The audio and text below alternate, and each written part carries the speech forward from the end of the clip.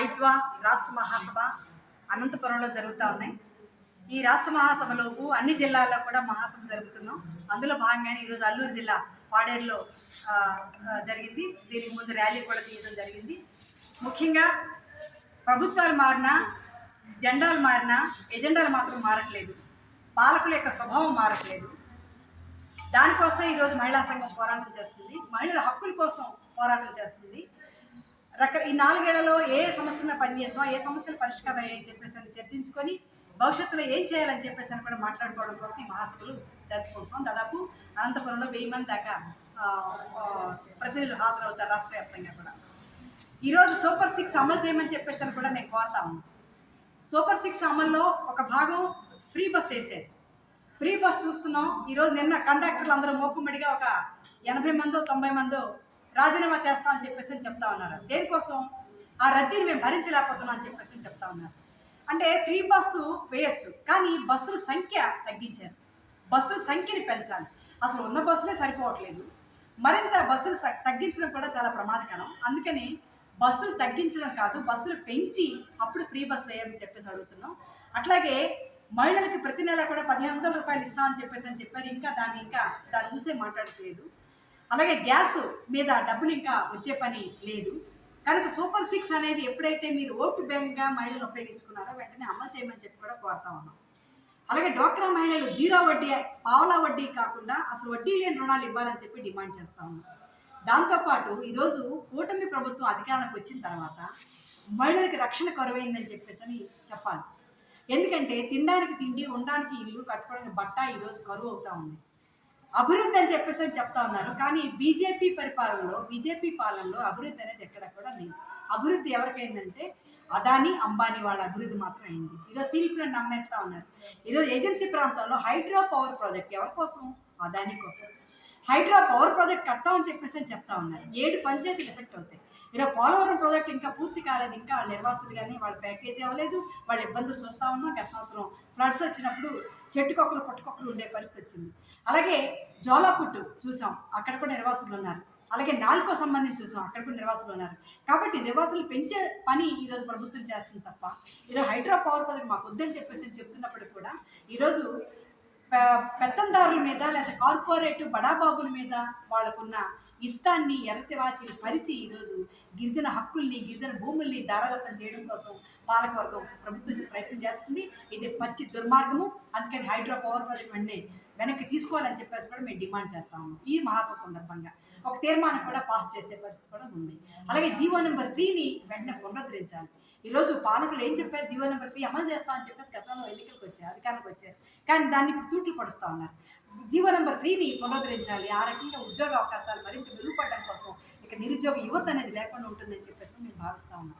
ఇలా గంజాయి, మద్యం మహమ్మారి రాజ్యం వెళ్తూ ఉంది.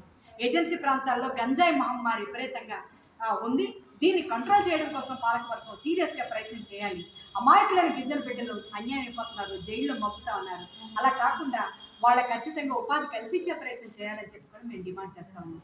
మహిళలపై జరిగే నేరాలు అడ్డాల్లో ఈరోజు ఆంధ్రప్రదేశ్ 2వ స్థానంలో ఉంది. బాలికల మీద, చిన్నారుల మీద నేరాలు పెరుగుతూ ఉన్నాయి. దీనికి కారణం గంజాయి, దీనికి కారణం మద్యం మాఫియా. ఇది కంట్రోల్ చేయడం కోసం పాలకులు ప్రయత్నం చేయాలి. ఆ దిశగా కూడా పోరాటం చేస్తాం. అలాగే ఏజెన్సీ ప్రాంతాల్లో ముఖ్యంగా అభివృద్ధి జరిగిందని చెప్తున్నారు. ఎక్కడ జరిగిందండి? ఈ రోజు వరకు డోలీల్లో మోత మోసుకొని ఈరోజు గిరిజన అమ్మాయిలు, ఆడబిడ్డలు, గర్భిణీ స్త్రీలు బయటకు వచ్చే పని చూస్తూ ఉన్నాం. ఇంకా విషజ్వరాలు బారిన పడుతూ ఉన్నారు. హాస్పిటల్లో డాక్టర్లు ఉండట్లేదు. హాస్పిటల్ వైద్యం సరిగ్గా లేదు. రోడ్లు సక్రమంగా లేవు. ఫ్లడ్స్ వచ్చేస్తే కొట్టుకుపోతున్నాయి. కాబట్టి ఇవన్నీ కూడా గిరిజన సమస్యల మీద. అందుకని గిరిజన జిల్లా అయితే చేశారు, కానీ జిల్లా చేసినప్పుడు కూడా జిల్లాకి నిధులు కేటాయించలేదు. జిల్లాలో అభివృద్ధి జరగడం కోసం ప్రయత్నం చేయలేదు. కేటాయించడం మాత్రం కేటాయించారు, కానీ దులుపుకోవద్దు. ఆ రకంగా జిల్లాను కేటాయించినప్పుడు జిల్లా ఆర్థిక, సామాజిక, రాజకీయ రంగాలు కూడా అభివృద్ధి అయ్యేటట్టు పాలకులు ప్రయత్నం చేయాలని చెప్పి మేము డిమాండ్ చేస్తాం. మహిళా సంఘం జిల్లా కార్యదర్శి ఆయుర్వేద ఈరోజు 2వ మహాసభగా పాడేరు హెడ్క్వార్టర్లో జరుపుకోవడం జరుగుతుంది. ఈరోజు మహిళలపై జరుగుతున్న హత్య దాడులను ఖండిస్తూ, అలాగే మద్యం, మత్తు పదార్థాలను నివారించాలని ఈ ప్రభుత్వానికి హెచ్చరిస్తున్నాం. అంతేకాదు హైడ్రో పవర్ ప్రాజెక్టు, గిరిజన ప్రాంతంలో హైడ్రో పవర్ ప్రాజెక్టు పెట్టి గిరిజనుల బ్రతుకులు ఉద్దిపాలు చేసే ప్రయత్నం చేస్తుంది ఈ ప్రభుత్వం. కేంద్ర రాష్ట్ర ప్రభుత్వాలు వెంటనే హైడ్రోపవర్ ప్రాజెక్ట్ని వెనక్కి తీసుకోవాలి. వెనక్కి తీసుకొని గిరిజనుల బ్రతుకులు బాగు చేయాలనేసి, అలాగే జీవో నెంబర్ 3ని రద్దు చేసి ప్రభుత్వం 4.5 సంవత్సరాలు అవుతుంది. కానీ ఇప్పటికీ గిరిజనుల పట్ల ఈ ప్రభుత్వానికి చిత్తశుద్ధి లేదు. వెంటనే జీవో నెంబర్ 3ని పునరుద్ధరించి అలాగే గిరిజన యువతి యువకులకు ఉద్యోగ కల్పన చేయాలనేసి ఈ సభాముఖంగా తెలియజేస్తున్నాను. భవిష్యత్తులో మహిళలకు రక్షణ కల్పించాలి.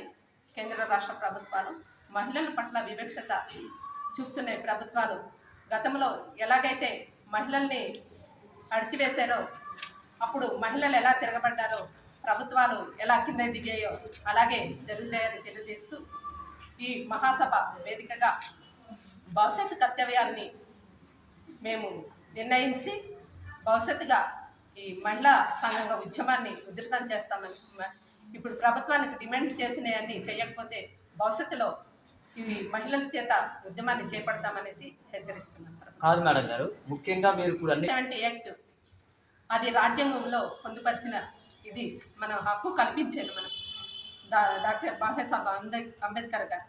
దాన్ని ఈ ప్రభుత్వాలు అలాగే కొందరు రాజకీయ వ్యక్తులు, అందరూ కాదు కొంతమంది బినామీ పేర్లతో వ్యవహరిస్తున్నారు. దాన్ని బినామీ వాళ్ళని వెలికి తీసి ఆ బినామీ అనే సంస్థని పారద్రోలాలి, కిందకు తొక్కాలనేసి తెలియజేస్తున్నారు.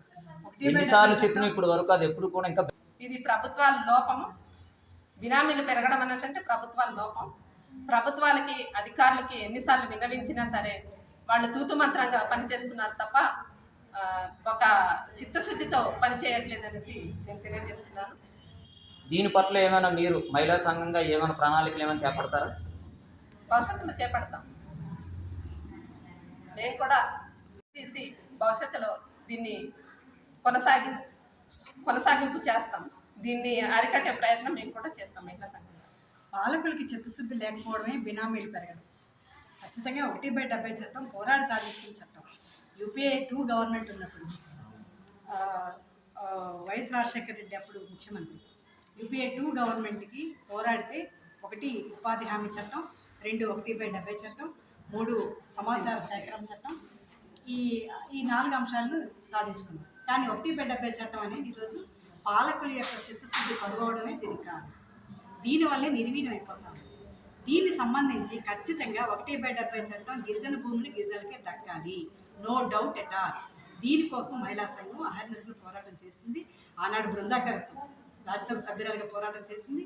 ఇది కొనసాగించే పని కూడా మేము తీసుకుంటాం. ఖచ్చితంగా 1/70 చట్టం అమలు చేయాలి. సీరియస్గా పాలకుల యొక్క చిత్తశుద్ధి బయట రావడం కోసం, ప్రజలందరినీ కూడా చైతన్యం చేయడం కోసం కూడా ఒక ప్రయత్నం చేస్తాం.